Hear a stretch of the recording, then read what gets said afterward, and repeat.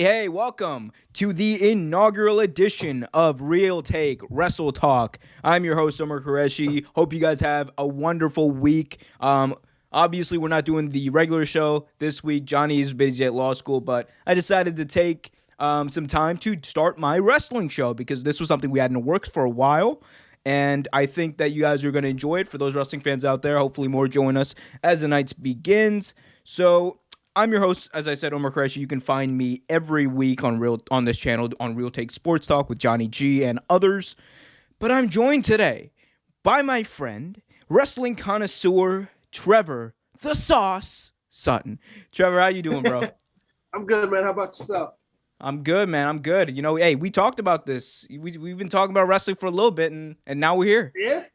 Yeah. I feel like it's been at least a year and a half, maybe something like that, in the works. And recently you have done some wrestling work yourself, the worst list of WrestleMania. Oh yeah. So yeah, you know, with our boy Hulk Hogan all over that list, just yeah, stinking up Mr. the America? 90s and My the man, 80s. Mr. America. Mr. America, make America brother again. Because brother, and brother. But we have a great show planned for you today. Today we're going to be talking about the Wrestling Observer Newsletter's 2020 year-end awards. They gave out their end-of-the-year awards as they do every year. The list got released today. There's a lot of stuff we agree on, a lot of stuff we disagree on with this list because, damn, they really did a number on The Fiend. This is why I hate Smarks, except for the ones watching this show. But before we start, I do want to remind you guys. We appreciate. Yeah, I do want to remind you guys to hit that like button, subscribe, and hit that notification bell so you get notified whenever a new video is released. All right, so let's kick off. Wrestler of the Year. There were a few names up for this category, but the one who came out of it was one Jon Moxley.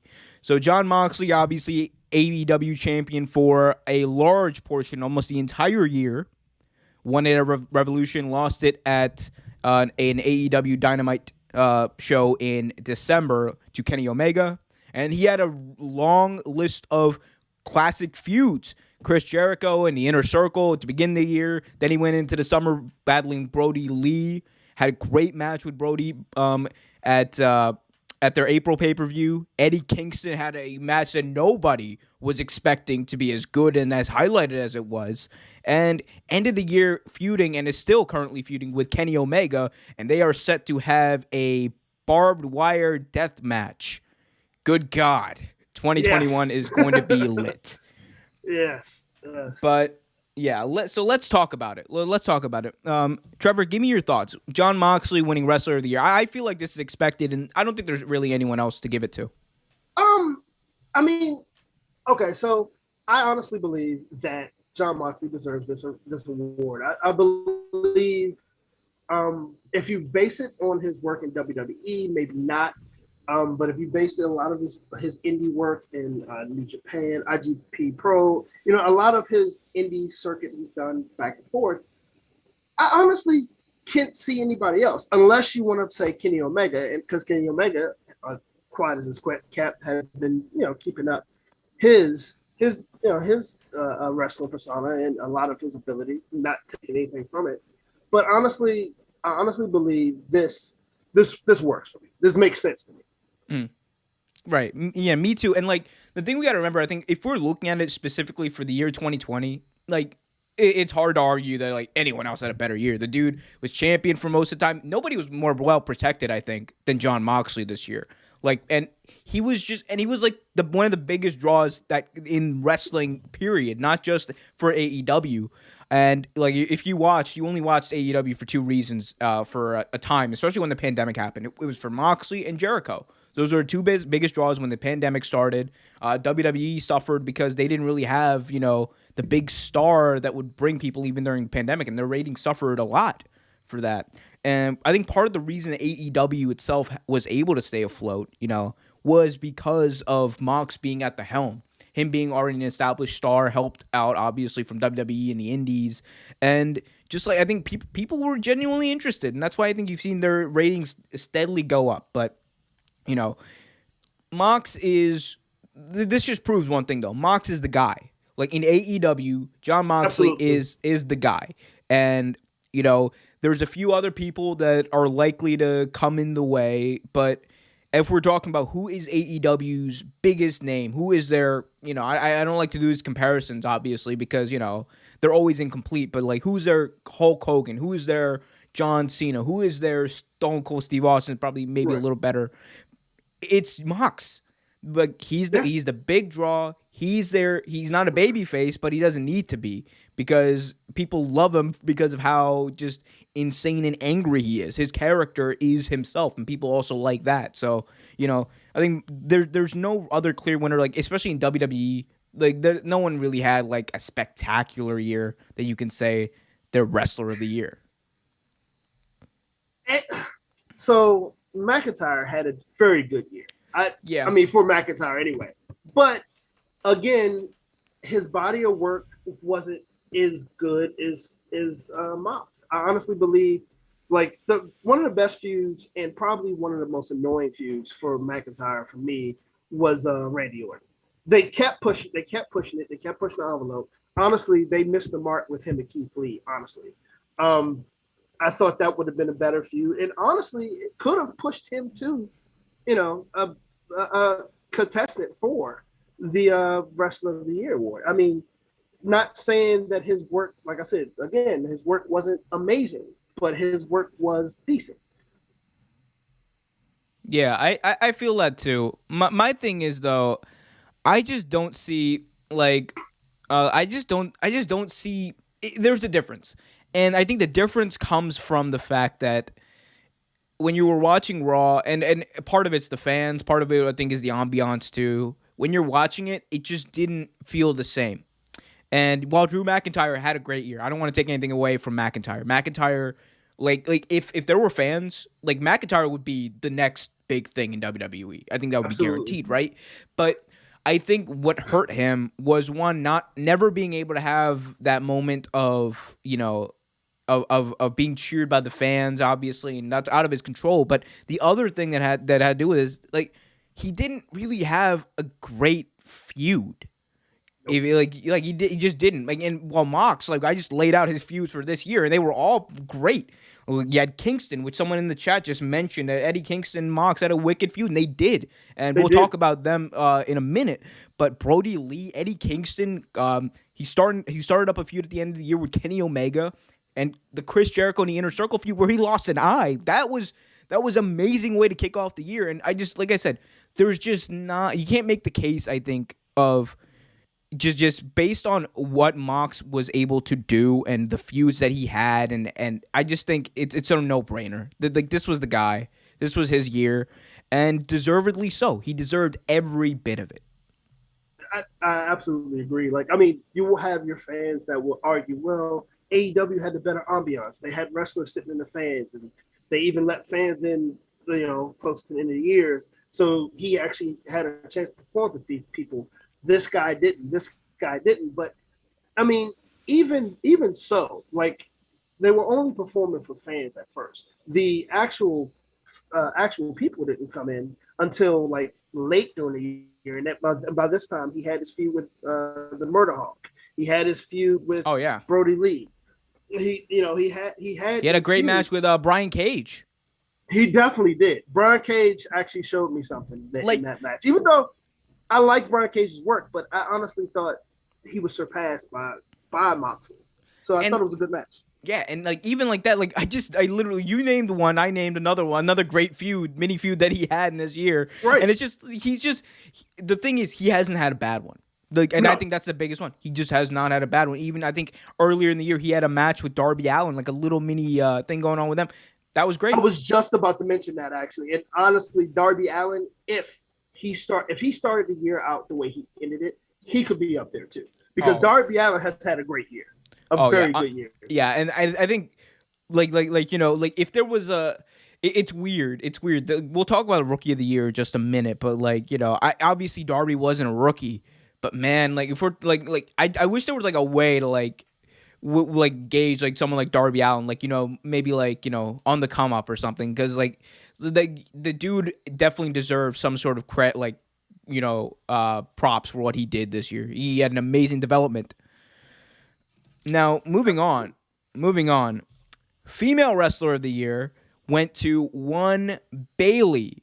Yes, former WWE SmackDown Women's Champion. Boy, that was a mouthful. And WWE Women's Tag Team Champion. I just don't get why they don't just call it the world. Like, why don't you just call it a World Championship? Just I never liked the fact that they're like, oh, the men's Royal Rumble and the women's just like, okay, they won the Royal Rumble match. Like, exactly. I think we can differentiate, oh my God, who won oh my God, wait, which Royal Rumble winner are they talking about? if we're talking about, this year Bianca Belair, then we're obviously talking about the women's Royal Rumble. We don't need to say every time the women's Royal Rumble. And, it's just, I don't know, it comes off as unnatural. Regardless. Honestly, I feel like, well, we'll talk about that later, but I feel like I totally agree with you with that, though. Yeah. We'll have a venting session at the end about WWE. Don't you worry. But Bailey had an amazing year. Was a SmackDown Women's Champion for a lot of the year. Also won the Tag Team Championships, as you can see to my right here, with one Sasha Banks. So she had a great year, had a good feud build up with Sasha Banks. Some say it fell flat. I would be one of those people. And a lot of people say that she is the female wrestler of the year, apparently. And that's according to Dave Meltzer and the Wrestling Observer Award. So, Trevor, enlighten us. Bailey, what do you think about Bailey being female wrestler of the year? So, I'll say this. WWE had realized that a good formula for a good female wrestler, but not over enough for them to actually make her a champion. Becky was a great blueprint. Becky had a good skills in the ring. Her mic skills were okay. You make her a heel, she's over. She's over more than any male wrestler has been in the past 10, 15 years. Yeah. And so they did the same thing with Bailey. Did it fall flat? At first, yes. At first, it felt like a carbon copy. You're like, they just did the same thing, whatever. But then she started getting on a mic.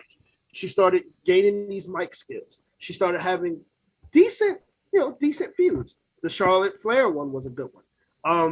The Asuka feud was a good one. The one that, like you said, that should have put her over the top was the Sasha Banks one, but it was just flat. It just fell super flat. But does she deserve female wrestler of the year? She's had amazing work, but one can also argue that NXT champion Io Shirai has had a great year as well. So it to me is, I don't know. I guess it comes down to feuds, and Io Shirai is not as good on the mic as Bailey. So that's another thing. But right. I don't know. What do you think? I mean, I would actually say Io is probably more worthy than Bailey for female wrestler of the year. I think she had better matches. Her feud, and part of it's I think at some point we have to talk about what do we weigh this on, because when you're on the main roster in WWE, it almost seems like you have a crutch from creatively just to begin with, right? Right. But for me, I think it's Io. Bailey, again, I said her matches were good, and obviously again the pandemic affected some things, but my thing was for me, Bailey as a heel never seemed natural. Like even now, it just, a lot of times when she's talking, it feels forced. And here's the thing. When Bailey first turned heel, obviously it was exciting because she was basically, like John Cena. She was like white meat babyface, cut and dry, smiling, hugging, it was great. But then, she turns heel and you're like, oh my God, this is such a drastic shift. It's kind of like when Hulk Hogan turned heel in 96. It was just like, oh, well, it's automatically exciting because of the person, you've never seen their side of them. So you're excited about what might happen. And what happened is kind of, it's indicative of a lot of problems the main roster WWE has, but it just never felt for me like it was truly her speaking those words. It was always felt like she was acting. And that's when and here's the thing. Yeah, there's moments of in wrestling where people are acting, you obviously know it. It's work, right? But wrestling is supposed to immerse you at the end of the day. It's supposed to immerse you like a TV show would. It's supposed to give you some sort of, disconnection with reality to an extent.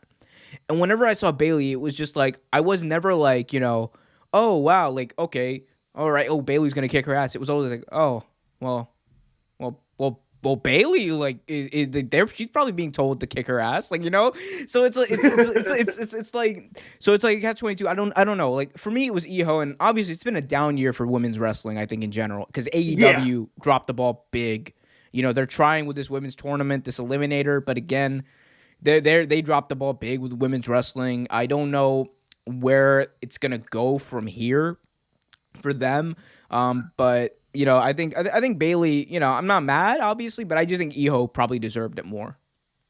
I totally agree. Like you said, I respect AEW. I respect the champion as Mm-hmm. far as she is whose name escapes me at the moment, but she's she's good. I think she has great skills. I think she has some great matches, especially with NWA former champion. Um, but again, I think they dropped the ball with a few of the matches. Could have been better. Let's see what happens, like you said. Yeah. But EO definitely. Yeah. If I was them, honestly, if I was AEW, I would have just pushed Nyla Rose like to the top at the beginning. Have a They never monster heel. pushed her. They never Never. pushed her. And I think they're trying to now, but it's just like if they had done that from the beginning, set it up so you have a monster heel that dominates the women's division. And, it does two things. One, you're building up a star in Nyla Rose. You're making her into a household name, right? Right. And two, the other thing it does, it gives you time to develop your women's division because that's what AEW needed to do. Like they obviously needed like about a year to develop their women's division.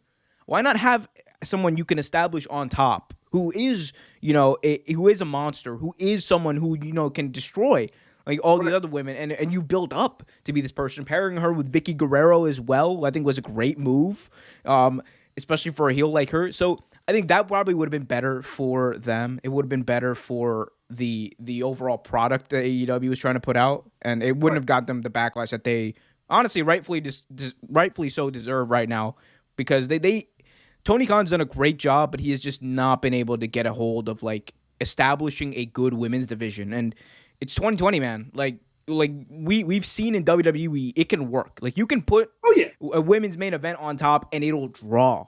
And so like I think like obviously we're giving them the benefit of the doubt, but at the same time, I think that's probably would have been a better move for them.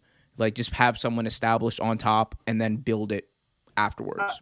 I totally agree. I think they, like you said, they dropped the ball on Nyla Rose, and I honestly hate to bring like anything like political into it, or race or anything. But I mean, Nyla Rose, African American, also transgendered. Like you have a lot of draw there, that you Absolutely. could use that you didn't. But I think like you said, the biggest problem is there's no other monster for her to really test her on the roster. Like Right. there's no other like China style wrestler or Nicole Bass or the Glamazon. Like they don't have anybody really to test it. Well, yeah, and that's the thing. I mean, the best thing I think about like the whole like babyface, winning the title storyline is always the chase. It's always Right. chasing the monster heel on top, and it had a chance for them to build someone to the top. But we'll see. We'll see what happens with that. Maybe that's what Tony Khan's got in mind going forward. But let's move on. So they announced Tag Team of the Year according to the Wrestling Observer newsletter. The award for Tag Team of the Year goes to the Young Bucks. Big surprise here. Oh, well, I got the wrong graphic there. We'll fix that in a second. But Trevor, the Young Bucks winning the award for what it seems like the seventh time, I believe. They might as well just name it the Young Bucks Award at this point. It's there's always signs that there might be a little bit of a I don't want to say nepotism but Meltzer has been known to be a huge fan of the Bucks, and which is fine. Obviously, we're all fans at the end of the day. But is it impartial? Like that's the big question. Is he being impartial whenever he talks about the Young Bucks? Because it always seems like every year they end up winning the award. Their matches go 5 stars, and I'm not saying that they don't deserve those 5-star matches, but I do feel like sometimes they are elevated above other talents. Like that's just my opinion. Uh, I can agree with that. But like you say, Meltzer has a big if I can say this, hard on for the Young Bucks. Like he absolutely loves Young Bucks, and don't get me wrong, for what they do, they were backyard wrestlers, just like a lot of the other ones, like Seth Rollins. Seth Rollins started in the Indies in backyard. So did John Moxley. Moxley is the king of the death match. The first time I saw John Moxley, he was pulling glass out of his head at a CCW event, and in the owner's backyard. So, I mean, you can't knock him for that. I love that, actually. The Rags to Riches story was awesome. But I will say, if you're calling them the best tag team of this year, you're calling them that because of all the matches they had. You honestly can't say they've had a tremendous year, because they really have not. They had a good year. They had some great matches with Heyman Adam Page and Kenny Omega. Kenny Omega, yeah, couldn't think his name. But yeah, Kenny Omega. That was an amazing match. Amazing match. FTR in Young Bucks. I honestly thought that match could have been better. It wasn't bad, but I thought it could have been better. They've had Private Party. Private Party gave them a great match. But they haven't had enough work like the guys that we were talking about earlier, like Moxley, Darby Allin. I don't think they've had really amazing matches this year. Right. And it's also weighted, right? Because we're so used to the Young Bucks having action-packed matches, being, running the show and stealing the show in a lot of times. And they do. I think in general this was a down year for tag teams, because I mean, we don't even need to talk about WWE. They don't even have a real tag team division. That's just don't get me started. They haven't in years. Don't get me started on that. Not since the likes of Tyson Kidd and Cesaro. They had potential, man. 2015 WWE Tag Team Division. Go back and watch that WrestleMania 4-way match. That was they had a chance. That was when it was at its peak, but all downhill since there. But Young Bucks, I think the Bar was a good one too. The Bar was Cesaro is just anybody. Yeah, put me and Cesaro. Put Cesaro and Nicholas from WrestleMania 34 in a tag team match. I'm sure they'll be able to do some damage. But okay, the Bucks, I get it. They're the most dominant tag team, though. At the end of the day, we can talk about their matches are probably down from years past, but they're the most dominant tag team in wrestling right now, and they've had great matches, and they've been highlighted, I think, more so than other tag teams have been this year. So again, it's been a weird year for wrestling and life in particular, but I think that there's really no other choice here. It's the Young Bucks, because what other teams come to mind? You can say possibly Hangman and Omega, but they broke up halfway through the year. If you want to say and the other thing is if you want to put the FTR in there, you might have a case, actually, I think. But at the end of the day, I just don't. Again, even if you're FTR and the Bucks, I think the Bucks win it. I think the Bucks are just the better team. The Bucks have been highlighted more. The Bucks have been in the spotlight. The Bucks have had better matches than everyone else, and again, it might just be indicative of the fact that we've had a down year for tag teams in general. So that might be it. We will see. We'll see. We'll see. Yeah. Now, someone who has not had a down year is the person who won the most outstanding wrestler of the year award. Apparently much different than the wrestler of the year award. It was never explained to me what the exact difference was, but Kenny Omega, current AEW champion, I believe, he's a champion in AAA, I believe, as well.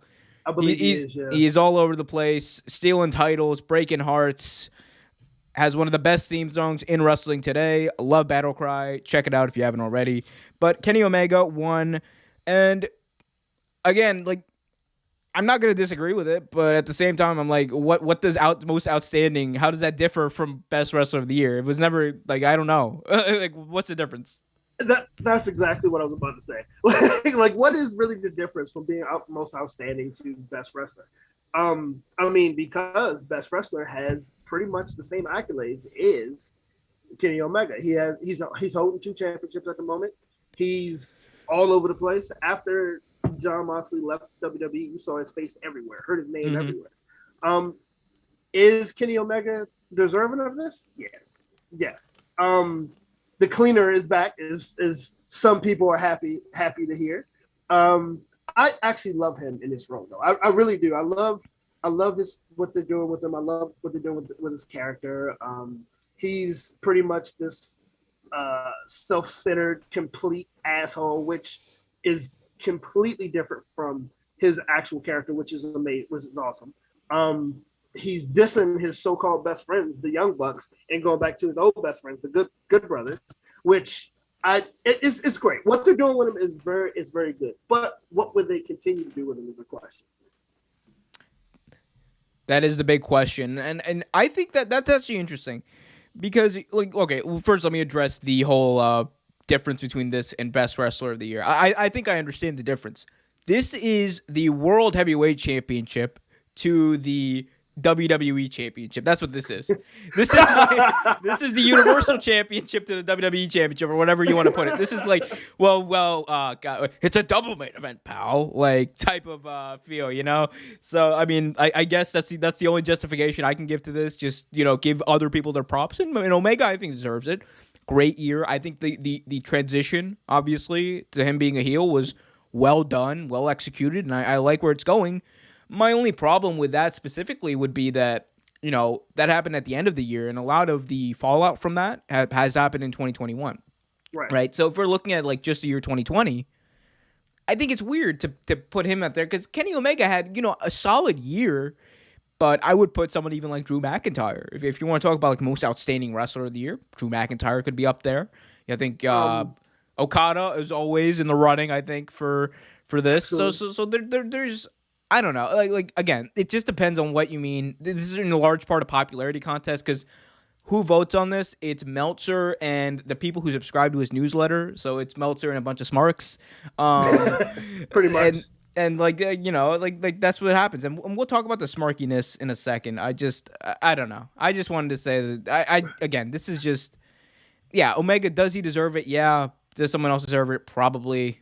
Who cares? I mean, I totally agree. Like, I mean, but like, if you, again, body of work, like, what outstanding matches has he really had this year? Like, he could have had he had Hangman. Singles matches too, because like they had a great tag team matches. Like their match at Revolution with the Young Bucks was amazing. But as far as single matches go, like it's difficult to me to really like figure out it was that match against Mox, but at the end of the day, that was at the end of the year, and that's one match. Like, what else has he done? And honestly, like and I know a lot of the viewers are not going to agree with this, but honestly, I think Orange Cassidy had a better year.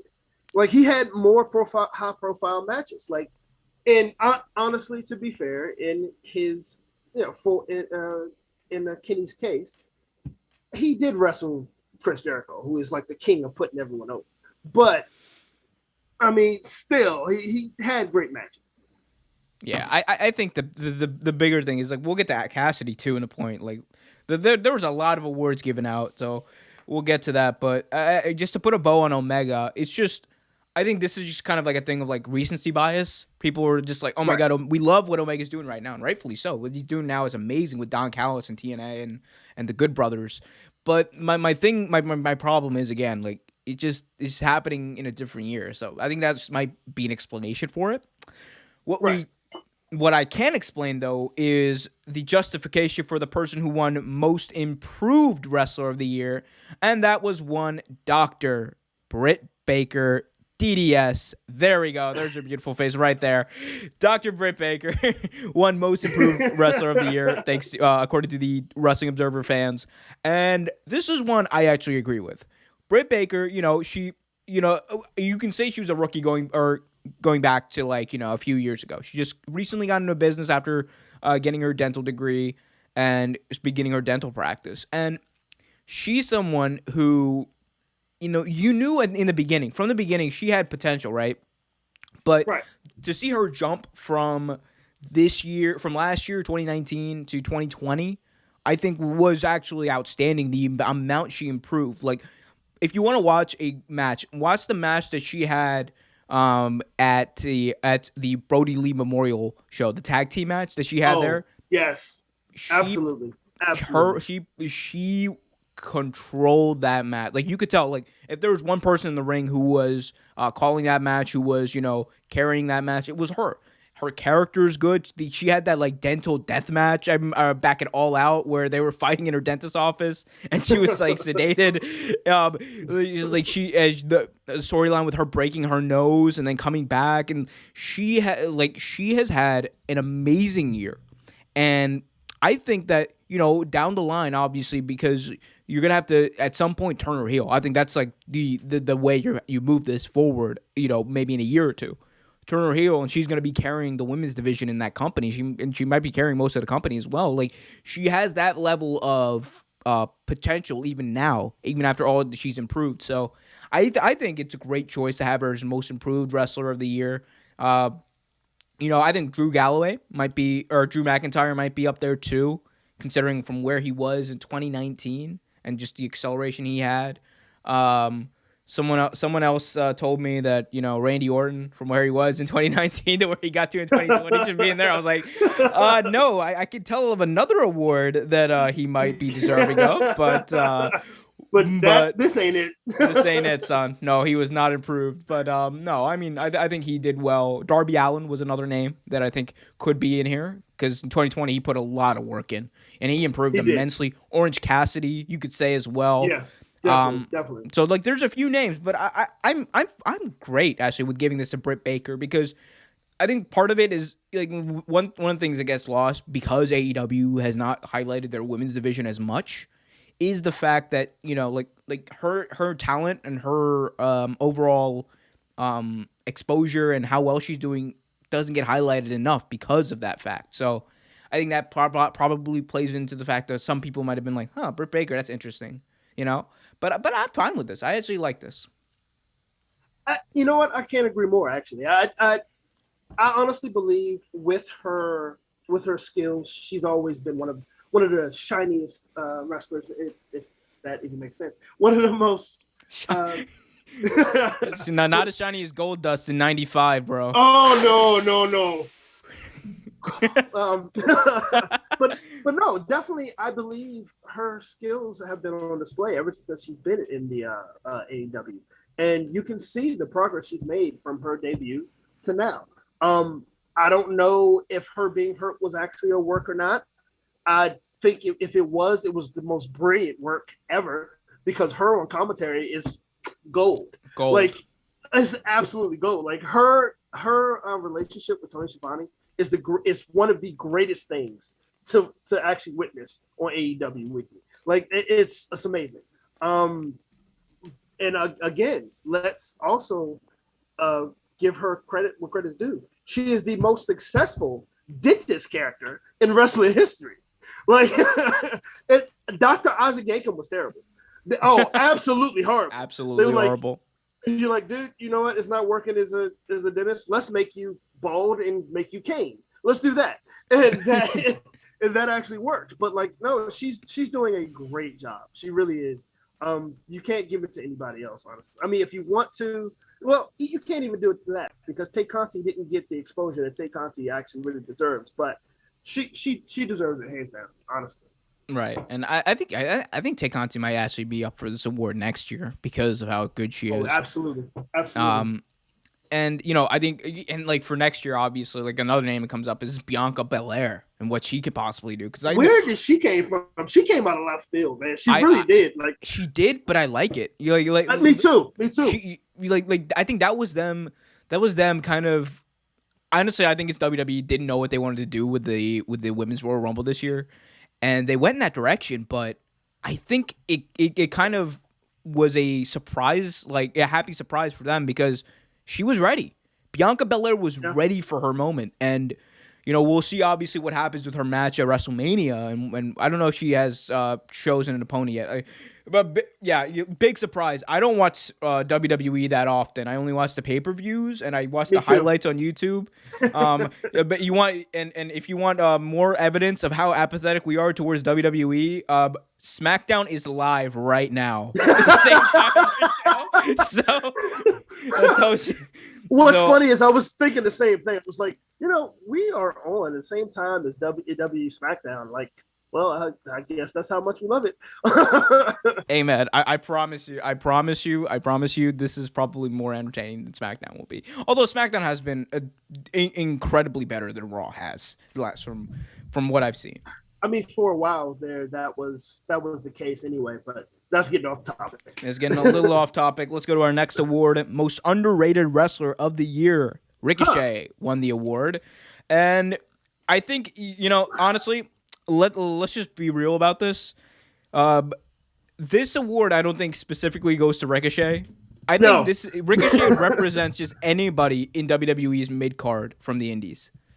Anybody who got called up from NXT, whether it was Ricochet, whether it was at the time Ethan Carter III, whether it was the Viking Experience, or aka the Viking Raiders, aka the Viking Machine, whatever they're called now, like anyone who's called up from NXT and goes to the main roster, there is doomed to fail. And Ricochet, honestly, is Apollo Crews, another one who got called up a few years ago, and he just got a title, which made no sense to me. But oh man, dude, that's another topic for another show. They've dropped the ball immensely on all of this. I think that it just shows how bad their creative is. They just don't have anything for these people, and they don't know how to use them. And part of it's they're oversaturated as well. Well, absolutely. I mean, and like they started 205 Live like, oh, we're gonna push our cruiserweights. That's dead. They haven't done that.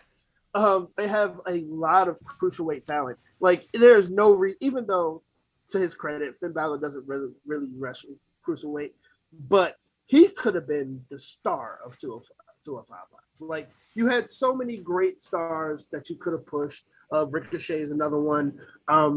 Like I feel like if you're on the indie circuit and you make it to WWE, you should probably cry because it's not going to push you the way they should. Like, stay on NXT. I mean, MSK, a prime example. Mm-hmm. I don't know if you've been watching NXT lately. The new Dusty Cup winners, MSK great indie card, great indie tag team. They came to NXT, showed what they're worth. NXT, in my opinion, is probably the best WWE license show. And it's by far. I mean, it doesn't take much to do so, but they actually push their wrestlers. They do. And if you're gonna come from the indies, please stay on NXT. Either stay on NXT or go to AEW. Just don't go to WWE. Don't go to WWE. Yeah, I watched an interview Adam Cole did. And like you could see, he was gritting his teeth when he was saying it. He was just like, because he knows he's about to get called up to the main roster. It's like I think this is gonna be his last big storyline in NXT. Him turning on the Undisputed Era. He knows he's getting called up, and he knows that when he does, it's not gonna be pretty. Like, no. And in the interview, he was like, this is the dream. Going to WWE is the dream. I'm like, buddy, you. Go get Tampa, words. Florida, where dreams come true. Like, no. Famous last words, dude. And like, I mean, Adam Cole was one that I thought, honestly, his indie career was amazing. ROH, great work. Like, and him and Roderick Strong, like, great work. And I love what they did in NXT and bringing them together as Undisputed Era. 4 amazing wrestlers. Kyle O'Reilly being one of the shining stars.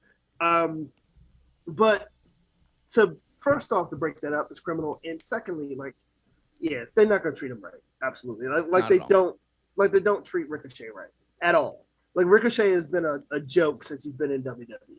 Such a joke. Like the stuff they had him do with Brock Lesnar, like just buried the dude. They just buried him. And I hope his contract is up. That's one contract I really hope it's up, because Ricochet was like making history on the indies. Like his match with Will Ospreay. Like I know a lot of people hated that like they had like a match where they went like full on like Marvel like it looked like Dragon Ball Z out there. It was insane. Like they were jumping everywhere.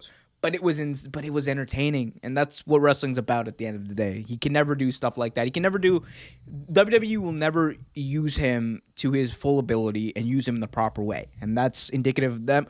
And another name that comes to mind is someone like Chad Gable, who I think won it last year. Shorty G. I refuse to call him that because he's much better. If Chad Gable, I don't know his contract situation, but that's the guy. If I'm AEW and Chad Gable is free, don't care about the price, get him because because he can be Kurt Angle, he can be Daniel Bryan, he can be whoever you want. He can be Chad Gable, Absolutely. and he will immensely immediately make your company better. And I think he's someone who can run a show. Like I genuinely believe he can be the main event. He just has not had the opportunity in WWE, and it's sad. It's sad. Definitely. Another person who suffers from WWE's creative direction is a favorite of mine, apparently not the watchers of the newsletter or readers of the newsletter, rather. The Fiend Bray Wyatt was. We were talking about this, and I'm so upset about this. Yeah. This is just makes no sense to me, but we'll talk about it. So we'll talk about Bray Wyatt's 3 awards because he won 3 this year. Most overrated wrestler. Worst gimmick of the year went to The Fiend. And worst feud of the year, The Fiend versus Braun Strowman. And while I will agree that the feud that he had with Brawny the Strowman was not the best and probably deserves that place, I could see it. What I won't stand for is The Fiend being overrated and being voted worst gimmick. Because that is quite frankly one of the most creative gimmicks in pro wrestling today. The thought that's been put into it, you can see, like, I know the whole Firefly Funhouse match at Mania was extremely controversial. I personally thought it was amazing because if you break down the different elements of that match, it was crazy. And I think Cultaholic did a video where they broke it down, and like that's probably a great source for people to go to learn more about that. But I just don't see it. Like, most overrated wrestler of the year, Bray Wyatt. I could argue the other way around. He's probably the most underrated wrestler of the year because of all the shit that's been thrown his way. But you have so many other people. Braun Strowman, Goldberg, fucking Goldberg got a title run in 2020. In 2020, and you're saying he's not more overrated than Bray Wyatt? I don't get it. Worst gimmick. We'll talk about the gimmick in a second, but Trev, go off, man. It's okay. So I have so many things to say, but I'm gonna actually keep it to a very, very low tone. Like you said, I agree. Worst feud. You could have done so much with that feud. Braun Strowman, another wrestler, they do nothing with. You can do so much with that. But worst gimmick, come on. It's one of the most innovative, creative gimmicks I've ever seen. Like, if you really want to talk about worst gimmick, Husky Harris was awful. Terrible gimmick. Awful. Continue. Oh, yeah, and like, look, for people who don't get the Fiend gimmick, let me kind of explain to you, like, the roots of it and, like, what it means. So the Fiend itself, this character that Bray Wyatt plays, it's a cross between Freddy Krueger from Nightmare on Elm Street, Mr. Rogers, and Mr. Jekyll and Dr. Hyde, one of those, so you know what I'm saying. But it's a cross between that. He is someone who obviously has some sort of mystical powers that we don't know about. He has the ability to go between these two people, and he has the ability to entrap people in his dreamscape. And he's essentially a horror villain. And in a time where I think, there's no fans, people crave that kind of escape that they don't get from the lack of fans in the Thunderdome, brother. They don't get that. They don't get that escape, right? I think this will like WWE dropped the ball on this. I will say this: the vision that the Fiend had and that Bray Wyatt had, I think was great because what is he doing? He wasn't just going out there and be going against random people. Bray Wyatt consistently in his career, like ever since he made this transition from the Fiend, has gone after people he has feuded with and lost to in the past. Number one, his first feud, the first person he squashed was who? Finn Balor. Yep. Beat him at SummerSlam 2019, I believe, and it was shocking. Next, goes after John Cena. We all remember their match from WrestleMania 30 when Cena wouldn't lose to him.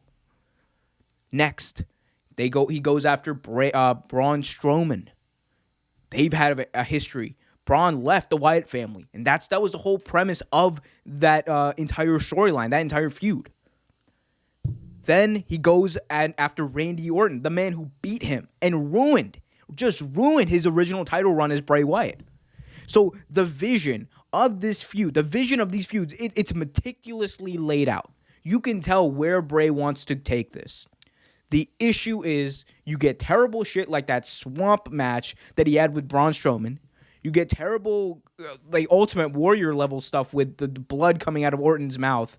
You get terrible stuff like Bray Wyatt being forced to wrestle as Bray Wyatt, even though I get the logic behind it. You kind of want to you want to have these matches that enrages Bray Wyatt to the point where he has to go and tap into the Fiend. But at the same time, to say he's overrated is false. Bray Wyatt was one of the only reasons that I watched or kept up with WWE throughout 2019 and 2020 especially. And a lot of people say that the best segments on Raw would always be the Firefly Funhouse segments. Absolutely. Because it was different. You could tell where they were going. Like, you could tell it was creative. He had the Vince McMahon puppet. And here's the thing. Nothing was wasted in those segments. Everything had a purpose. Whether it was, calling out Vince McMahon for being, a hypocrite and liking the big guys, or whether it was, him calling out his former gimmicks and Husky Harris and the Pig and with the Scarecrow and all that stuff. I just don't get it. I think that this is one of the most thought out gimmicks in a long time. I think probably arguably the most thought out gimmick in history, considering the amount of work. If you look into what he did, Bray Wyatt went to horror movie experts. Bray Wyatt went to costume experts before when he was thinking about this, when he took time off in 2019. And he got it was a huge light bulb. Brain blast from Jimmy Neutron went off and he went from there. So it's wrong. Hey, Smarks, y'all got this wrong.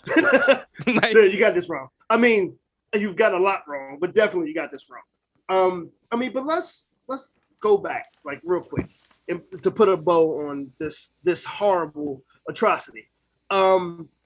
So the WWE seems to cater to especially in history, seem to cater to people that shouldn't have been catered to. The gimmicks kind of anyway.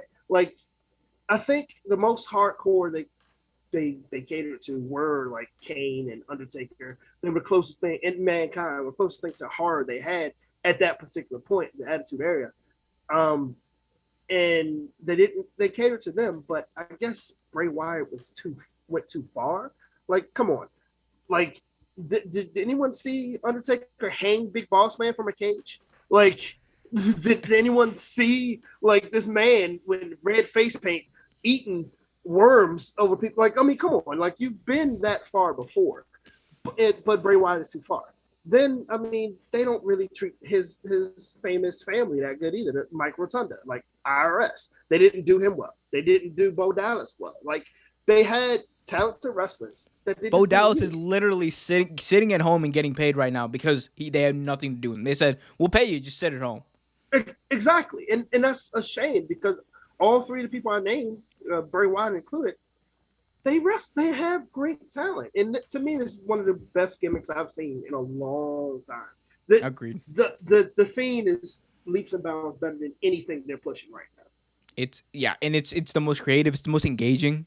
It's and even I think this Randy Orton storyline that they're doing, the way they're executing it, I think is honestly kind of campy and I don't like it, but at the same time, it's the approach they took for it. Like Right. honestly, at first it started great. What they did with Alexa Bliss, they brought Alexa Bliss' career here for the Yeah. first time in a long time, and like it was great. But like you said, now it's getting too campy. You set them I on think fire. I think what we're seeing though is kind of like, like the pieces are there. That's what I'm trying to say. The pieces are there in these storylines and in Bray Wyatt's vision that we're seeing lay out, right? Whether it's like bringing up someone like Alexa Bliss, whether it's like all the stuff I mentioned earlier. The problem is you're seeing like the points where WWE creative, and I think Vince especially is getting involved, and those are the points that are just not good because when you allow, Bray Wyatt's a creator. When you allow him to create, like, and do his and execute his vision, it's going to be executed right because he's the guy who has that vision. You can't just let Vince McMahon come in and say, "Oh well, goddamn pal, well Orton's gonna throw up blood this week. Right. That's gonna be scary, but it can't be blood. It needs to be black." Ha! We did the same gimmick back at the Ultimate Warrior. Papa Shango. God damn it. Should have ran out. Oh God, Papa Shango. The Shango Tango, bro. We Papa Shango. We will definitely do a video about Papa Shango soon. Let's do some lightning round ones, and you can just give me your quick takes on these because these are the lesser known awards. So we'll just start with this one. Move of the year went to the One Winged Angel.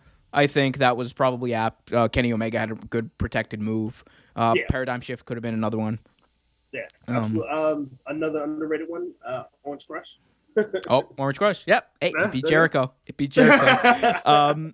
All right. Another one was the worst match of the year: Bray Wyatt versus Braun Strowman. Yes. Okay. Hands down. Hands down. That's fair. Fair. I mean, More I'm than sure fair. there's a couple other ones we could say, but hands down. All right. We'll touch on these in another segment a little bit, but I do want to say these two specifically. Best weekly show went to Dynamite. Worst weekly show went to Raw. I think that's pretty on point. You did something right, Meltzer. You did something right. Gets them right. All right. Best documentary of the year: Dark Side of the Ring. Yeah, Absolutely. no question. WWE 24 is not even putting out anything close to what Dark Side of the Ring is putting out. Just.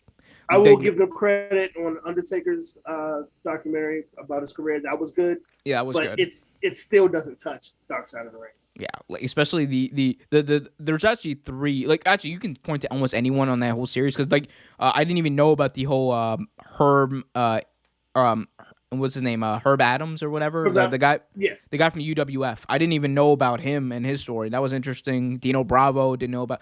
That's the thing. Like Dino Bravo was interesting, very interesting. I think there wasn't one that was not interesting the entire time. So what they're doing, and I hear they're coming back for another season this year. So hats off to them. I cannot wait to tune into that. Best on interviews, Eddie Kingston. Out of nowhere, Eddie Kingston came out and look. I say out of nowhere, but I mean that with great respect because Eddie Kingston deserves this award. He came out there and those interviews, especially that he gave with Mox, those promos that he cut with Mox, like the one where he mentioned his mom and he said, "Mom, this is the reason I don't have kids," and he pointed to the AEW World Championship. See, that's something WWE doesn't do. They will never elevate. They're about elevating like people, right? But at some point, you have to also elevate the championship itself. Put it up as something people need. And they kind of did it with the Reigns thing, but even then, he's kind of leaning into more. I'm the tribal chief. No, Eddie Kingston was all about the belt. It was all about having that in his hand because of what it means. And I think that his promos were great. He made a huge leap this year. Arguably, actually, if we're talking about most improved, Eddie Kingston deserves to be on that list with Britt Baker. And, I'm actually even give him the edge on Dr. Britt Baker. But I got to be honest, I cannot stand Eddie Kingston from a personal standpoint and the wrestler standpoint. I cannot stand him, and I will go into that further later. But it pained me to have to say this, but I absolutely agree with you. The work that he has put in AEW since it's been there, the no disqualification match with Cody Rhodes, to the matches he's done with the Murder Hawk, the matches he's done with Pac, the matches he's done with Moxley. Yeah, absolutely, right. Absolutely. Yep. Last two. last two of these lightning round. Then we have I think three more to get into. We have Rookie of the Year, Pat McAfee. Fair. Yeah, sure. Fair. Whatever. Yeah. I mean, we'll talk about that later because that was interesting. But yeah, fair. Yeah. So Pat McAfee, best non-wrestler of the year, Taz. I had kind of out of left field. I think there was a few things you could point to. Maybe Gronkowski winning the 24/7 7-Eleven championship. But absolutely. But I mean, Taz has been great. It's a great addition. I love Team Taz to AEW. They're building, they're building them up as a force, and I like that. Because it automatically elevates people like Brian Cage and Powerhouse Will Hobbs and like all those guys. So great on him. High Flyer of the Year, Ray Phoenix won the award, and deservedly so. He is in a class of his own when it comes to high flying. Actually, a few more on this lightning round because we are running to about an hour, and I want to have time to talk about other things more in depth. So the best announcer of the year went to Excalibur. Excalibur, if you ask me, is the best on the AEW's announce team. I love JR. But honestly, he has taken a step back, like as far as his ability to announce. Tony Schiavone. I always like the idea of Tony Schiavone on the mic better than I like Tony Schiavone actually being on the call, because I feel like when Tony's on there, and then this is no disrespect, this is just like how I view it. Whenever he's on there, that level of credibility is there, but at the same time, I think there are times where he takes away, and I think that's also the problem with having two kind of play-by-play guys, and JR and Schiavone on the team, because at the end of the day, they're just kind of regurgitating the same stuff back and forth. And it leaves less time for Excalibur to kind of get the guys over, which is his role as the color guy. So, yeah. And then, it also seems to me like sometimes Schiavone is out there, just having a little too much fun, if you know what I'm saying. Yeah, I agree. I think Tony. It takes away from the seriousness, Yeah, absolutely. I agree. But you know what? I have problems with Excalibur, but I will say I think all three of them together are a great combination. Yeah, I forgot who the guy was, but the guy who they had at All Out in 2019, I forgot who they had him for Fighter Fest too, but that three-man group. I forget who that was. I think he was more of a fan than anything, but he was good. I forgot it wasn't Marvez. It wasn't Alex Marvez. Alex Marvez was no, but I like that guy. If anyone knows who that guy was, please let me know. Worst announcer of the year went to Michael Cole. Not even going to talk about it. Yep, 100% deserves that. There you go. Only person probably worse than him is Byron Saxton. God. Byron Saxton can't do anything right. Can't wrestle. He can't announce. Hey. At some point, we got to react to the NXT 2010. That was his best season of NXT. NXT season 3. It was the greatest. Best season. That was when Derek Bateman was running the show. And he and Brian were cheating the whole time. It was the greatest thing ever. Greatest thing ever. You know what was not the greatest thing ever? The most disgusting promotional tactic of the year, which was WWE firing their employees during a pandemic when they were setting a record year in profits. They brought in more money this year than they have since the Attitude Era. Proportionally, they added more money this year. God. That if we're talking about just dead money, they added more money this year than any year in history. They added more money than they had in the Saudi deal, and they didn't even have any matches in Saudi Arabia. They didn't get paid for their Saudi deal this year. So, times are hard apparently in the McMahon household. Apparently. Even though they're rich as hell, and I mean they had to eat off of copper spoons instead of gold this time. It happens. Goddamn, pal, I gotta get those gold spoon back. Who's on the chopper? Mike Canales. Who the hell is Mike Canales? Yeah. I don't know this guy. It's like, who's this guy? Oh, God damn it. And what's really funny about that, a lot of them came back in Retribution. So that's kind of ironic. Oh, God, that was... Oh, God. Worst gimmick of the year, Retribution. I'm sorry. The build-up to this thing, Trevor, was great. I was like, they got a hacker... God. But in the back of my mind, I was like loving every week the hackers revealing all this stuff. Back of my mind, I was always like, they always find a way to fuck this up, and that's the biggest problem I have with WWE. Biggest problem I have with WWE always is everything in WWE, no matter what they do, can always be better. And that's something you can't say about a lot of wrestling companies, because Yeah.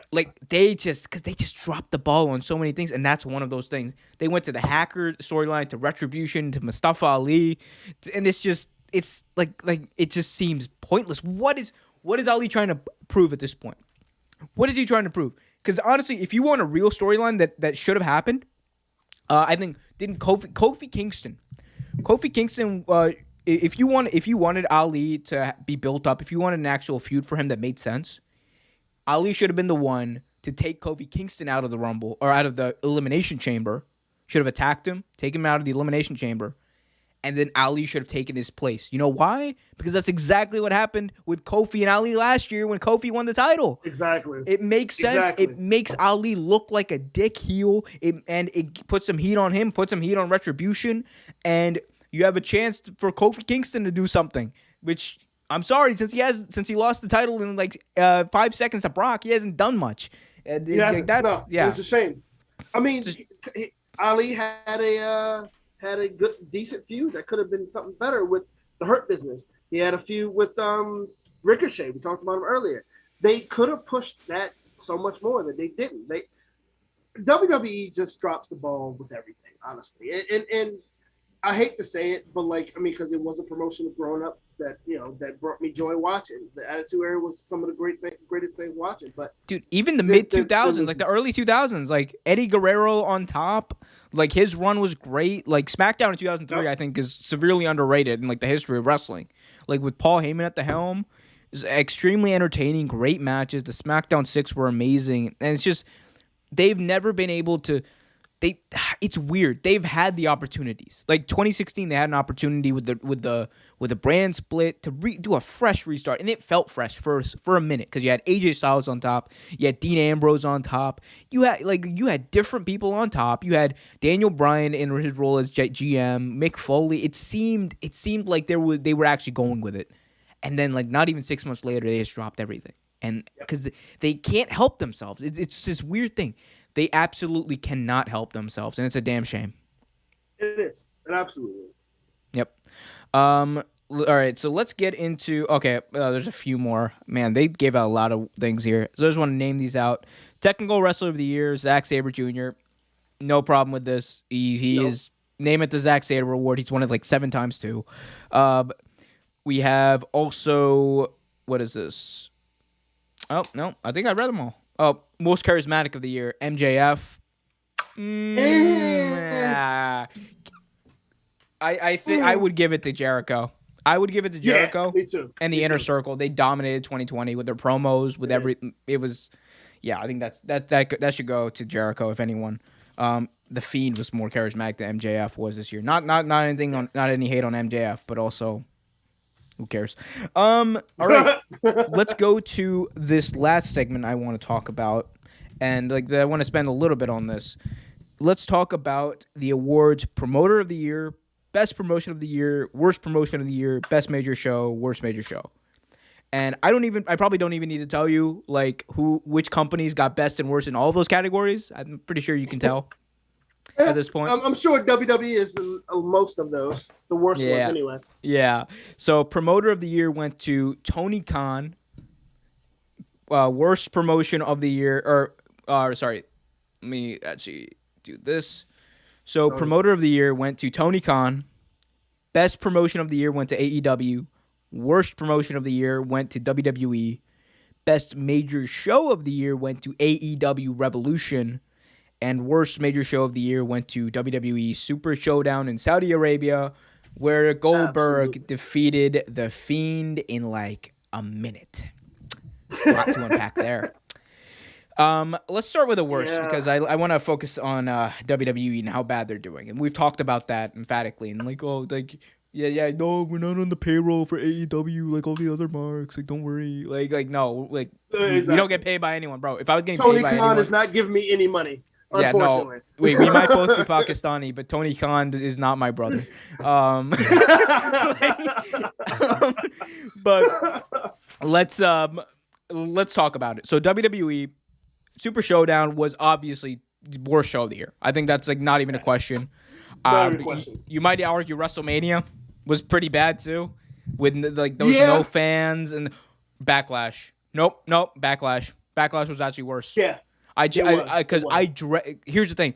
Going into it, I dreaded watching Backlash, and when I was finished, it was like watching paint dry. It was kind of like watching that Randy Orton Edge match they had at WrestleMania, the Last Man Standing match, over and over and over again.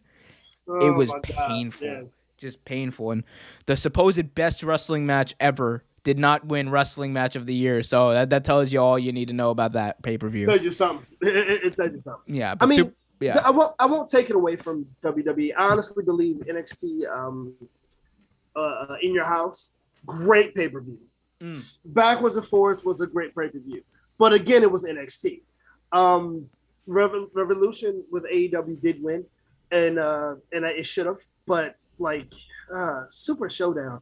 I mean, Goldberg beating Fiend. I mean, come on, like Goldberg has been past his prime. We saw him almost break Undertaker's neck in Saudi Arabia like a year or so ago. Like, come on, like I don't even need to say anything else.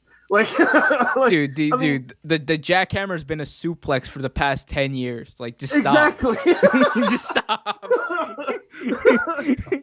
It's just been a I've suplex. never seen Undertaker more mad in any match he's had, any match botch that Undertaker's ever had. I've never seen him more pissed off.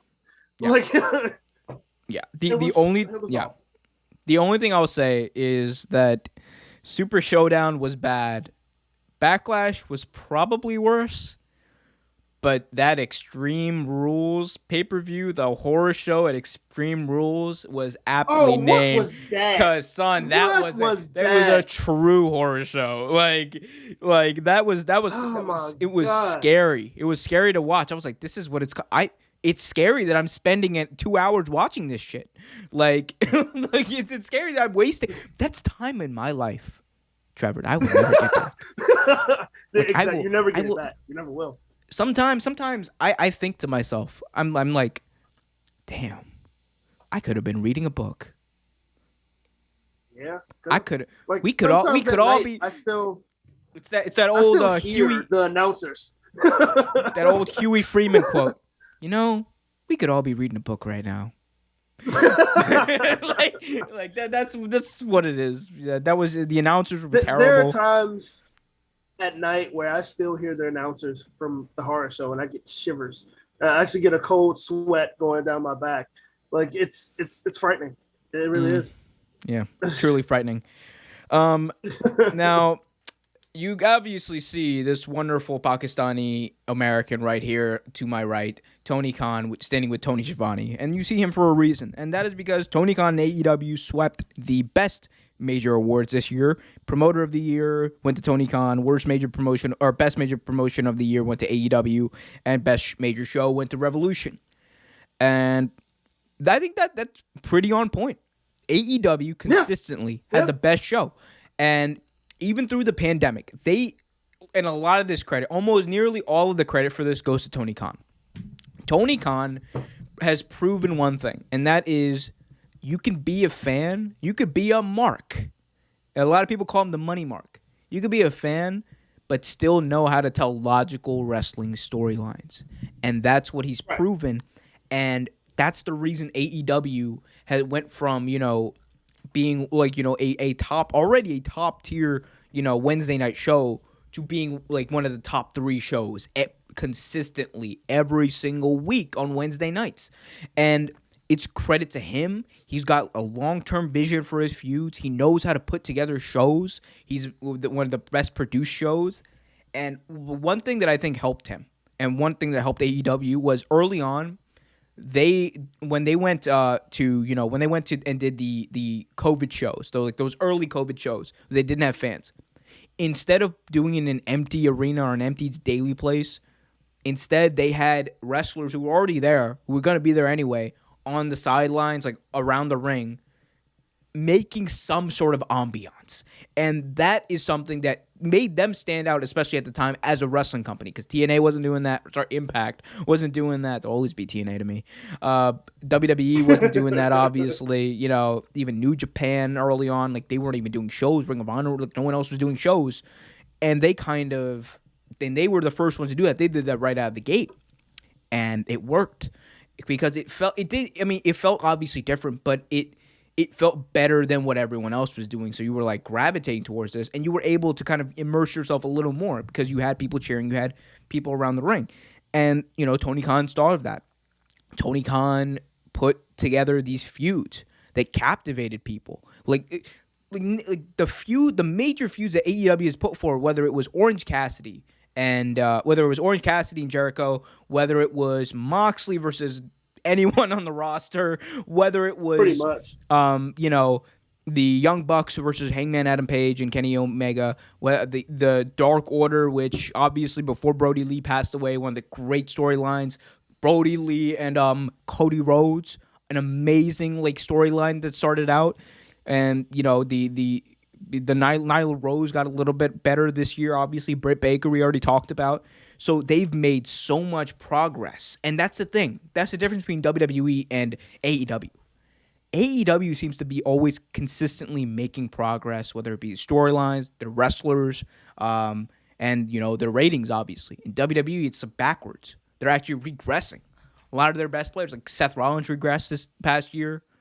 You can argue people who held the title in 2019, Kofi Kingston, Daniel Bryan, all of them regressed, and that's what happens when you're in WWE. I think, and it just goes to show you how different things are in AEW. I mean, a lot of people will also argue that it didn't help or hurt him, the fact that he also had Cody Rhodes in his corner helping him out. You have the Omega, you have the Young Bucks, who actually also have a little stake in the company. He's new to it. He's a wrestling fan. He knows what he likes to see. He doesn't totally know how to run it. But you had, I guess you had your hiccups. Tony writes the shows. This is what people like consistently. You listen, Tony writes the shows. The other people do have input, and they especially have input on their storylines and all that kind of stuff. But a lot of the groundwork is already laid by Tony Khan, and that's why I kind of think he gets a lot of flack already from people in the wrestling community, especially one James E. Cornette. Well, first off, everybody gets flack from James E. Cornette. Let's just be real. James E. Cornette in his older age doesn't like anybody. What do you mean James Cornette in his younger age didn't like anybody? You seen that Wendy's video? You're like, I want a double cheeseburger. True. I've never seen someone attack a Wendy. He didn't attack the employees. He was attacking the building. This was oh my god, unprecedented. That was so funny. Oh unprecedented. My god. Yeah. But no, Tony Khan is doing an amazing job. Yeah, and look, if we want, and I know it's splitting hairs and everything, but I don't know what. Obviously, by best major show, I'm assuming they mean a pay-per-view. But if we're talking about AEW has run a few shows that haven't been pay-per-views, but special editions of Dynamite that you could also put up there. Winter is coming. Right. Bash at the Beach was great. Beach Week was amazing. The Fyter Fest this year was great.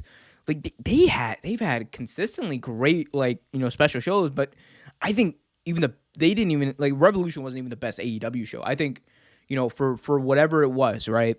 For the reasons, whatever the reasons were, and obviously Brody Lee played a part in that.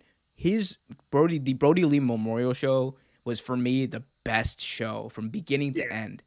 And obviously it was because of Brody Lee's passing, but I also give credit to Tony Khan for being able to put together that show as quickly as he did, and for it being executed by the people in the Dark Order, especially as perfectly as it was, including -1, Brody Lee's son, who got in on the action, which was great to see. But it was just a great show, and that's kind of when the thing flipped for me for Tony Khan, when I was like, oh wow, he gets it. He 100% gets what actual fans and what the wrestling community wants to see. Because they could have easily have just gone out there and done tribute matches with the best stars in AEW. But no. Instead, they put everyone in the Dark Order over, and they got his group over. They got his son over. They got him over. And like that's something that like people appreciate. And I think Tony Khan's won a lot of people's hearts in the wrestling community, rightfully so. I think that, like if there was any test for like is he like a top level promoter? I think that was the test, and he passed it with flying colors. He put in a lot of hard work this year. You can definitely see it shows in the product. He did put in a lot of hard work. And again, I didn't know he was the writer. I knew he was partial writer. I didn't know he was one of the sole writers, but he's done a lot, and you got to give him all the credit in the world. Like he's done a great job so far. Big facts, big facts. He's also one of the best things about Impact Wrestling these days. Him and Tony Schiavone. Yeah. There's not much to be excited about in Impact, but can we actually just mention the commentating team for Impact Wrestling? D'Lo Brown and Matt Striker. Oh my God. And don't get me wrong, I love D'Lo, but Matt Striker is an asshat. He's terrible. I need to show you something, and it is hilarious. So Matt Striker and Matt Striker was on this. He was on this show. He was on this like dating show called Labor of Love, and it's amazing. I remember hearing about Labor of Love, bro. It was essentially a competition. To like the Bachelorette, right? It's like the Bachelorette, except at the end, the winner gets to have a baby with the woman. And Matt Striker was such he was such a simp. Matt Striker was such a simp. Like by the second episode, he was like, "This is someone I want to be with for the rest of my life." And bro, he was being dead ass. He was being serious. I was like, "Yo, Matt, chill, bro. I'm rooting for you. I have to." But you gotta chill out, man. You gotta chill out, bro. Like it's like he was, bro. You could like the look on his face, like he was like, "This is someone who's gonna have my child." I was like, "Yo, pause. Bro, this is someone you've known for like 48 hours, bro. Chill out." Like, she was the love of his life. You leave Matt Striker alone. Yo, oh man, like, and that's a Matt Striker. I give him credit for what he was doing, like when he was trying to break out, and the whole, moonlighting in New Japan, taking days off to go wrestle in New Japan as a teacher. But I'm like, dude, you should be nowhere near a commentary table anymore, because like he has no credibility. He'll throw in a few facts, but he's just not good at his job. Bring back Josh Matthews, but bring back JB. I miss JB. Yeah, JB. Yeah, I do miss JB. Yeah, I miss JB. Josh Matthews was good too, though. Actually, I mean, even though I thought Josh Matthews was always trying too hard, but I like him better than Striker. He kind of suffers from Michael Cole syndrome because they turned him heel. This is the thing, he never turn the play-by-play guy heel. Like they don't play around with the commentary team like that. It just doesn't work. It doesn't work. Although I will always love his heel turn for one reason only. We got a Scott Steiner match at Slammiversary. It was amazing. Like anytime Scott Steiner, AEW, if you're listening, doubt you are. If you are listening here, if you're listening to the sound of my voice, hire Scott Steiner. Just have him come out. He doesn't even have to have a storyline. Have him come out. Have the dude come out every week, cut a 5-minute promo. Ratings, baby. You want ratings? You'll get ratings. You'll get ratings. Yo, Scott Steiner promos, they're better to watch than Psycho Sid's, but come on. His promos are awful. Here's the thing, dude. The thing is, Sid would mess up. Scott Steiner's not messing up. That's the nonsense that he's saying is genuinely how he feels. Exactly. Oh my god! There was some nonsense he said in WCW. He was he was cutting a promo on the Warrior in '98, and it was he messed it up completely because he wasn't supposed to cut the promo on the Warrior because Hulk Hogan was feuding with the Warrior, but he was like, "Ultimate Warrior, you're an ultimate jackass," and I'll tell you, he's like, yo, Scott, chill, bro. Oh man, dude. Scott Steiner for Hall of Fame 2021. Let's make it happen. Please. I want to see him on a live mic. Someone give Scott Steiner a live mic. If we're giving Scott Steiner a live mic at Hall of Fame, Psycho Sid needs to be there too. We need Psycho Sid to completely mess up every word And also give him the thesaurus so he can actually say thank you. But we definitely need him to just sit there and just talk for like an hour about nothing. I just want to say that you're welcome, and I have more of the brains and half the brain that you do. And intelligence, that's intelligence, right? Okay. Intelligence is not my strong suit. It's like, oh, well, maybe. Well, at least he's being honest. Like, oh, God bless him. God bless all the all the wonderful mumble promos in wrestling. Yes, God bless him. Well, I think this was a good first show, Trevor. I think we did well. I think it went well. I think it went well. You know, hey, anything else on your mind? Yeah, you want to go through anything fond memories from wrestling in 2020? 2020 fond memories. You know what? I will say the debate between Chris Jericho and Orange Cassidy was absolutely hilarious. That was one of my fond memories. But can we honestly touch on DJF and Chris Jericho using AEW when they were eating steak? That was the greatest thing. Another polarizing thing, because when I saw it, at first I didn't like it. I'm not gonna lie to you, I did not like it. But as I like, it kind of weaned on me, bro. Like, or it grew on me. I was like, ooh, wait a minute. This is like, I watched it a second time. I was like, oh, I get it. They're dicks. They're complete assholes. I get it. I get it. Like at first I was like, oh, this is obnoxious, and then I realized it's supposed to be, because they're affluent douchebags, and it fits. Yeah. It definitely did. Oh, one thing I would like to touch on before we get out. We lost a great wrestler earlier today, Joseph Hudson. The question mark. He passed away today, unsuspectingly. Rest in peace. I don't know if you've ever seen any of his matches. If you have not, check him out. And any Joseph Hudson fans out there, I hope you also watching some of his, some of his tapes to, relive the greatness of Joseph Hudson. Yep. Can talk. Yeah, man. And thoughts to his family and his friends as well. Obviously, losing someone in the wrestling community, it's weird. Like I talked about it. I did a stream when Brody Lee passed away. I talked about it. It was like, I saw that. Yeah, we never know these people, right? Like personally, obviously, right? But it's weird when they pass away, because you feel sad, because you're used to seeing them every week, like, and seeing them grow, and like you've kept up with their career, so it's kind of like you know them indirectly. So it's always sad whenever someone passes away. Yeah. One last thing I do want to talk about, though. The Inner Circle, I think, was underrated on this list. I think the Inner Circle deserved a few mentions, at least, when it goes to, like, I don't know, like Tag Team of the Year maybe, but the Inner Circle, like, was definitely, like, very dominant, especially the first half of the year, and even into the second half of the year with MJF and all they did with him.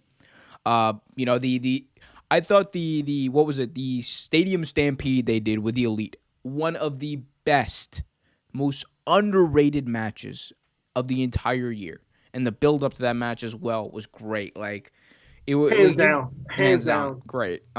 If there was like an award for like non-live match or like non, like, I don't know what they would call it, but I think that would be right up there with the Boneyard match that we were talking about, where AJ Styles oh God. AJ Styles was surprised.